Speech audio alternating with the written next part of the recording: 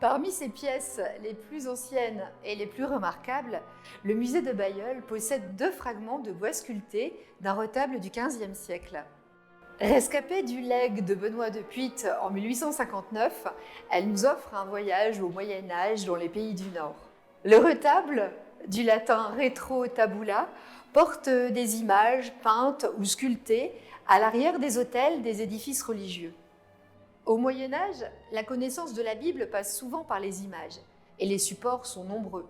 Décors architecturaux, vitraux, peintures, sculptures, mobilier liturgique. La couleur, contrairement à ce qu'on a pu penser longtemps, est omniprésente. L'Église est le lieu le plus coloré au Moyen-Âge.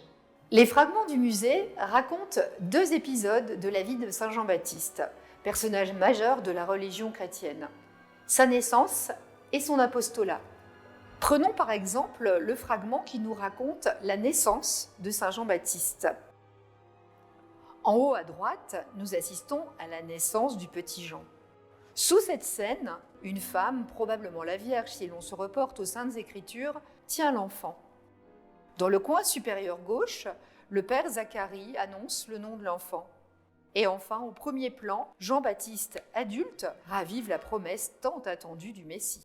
Bien que l'auteur n'ait à ce jour pas encore été identifié, la qualité artistique et l'impressionnante finesse de l'exécution placent cette œuvre dans les Pays-Bas au XVe siècle.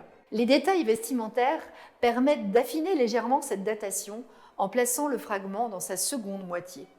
Taillés dans un unique bloc de bois, ces fragments révèlent une qualité artistique notable et un talent de sculpteur remarquable.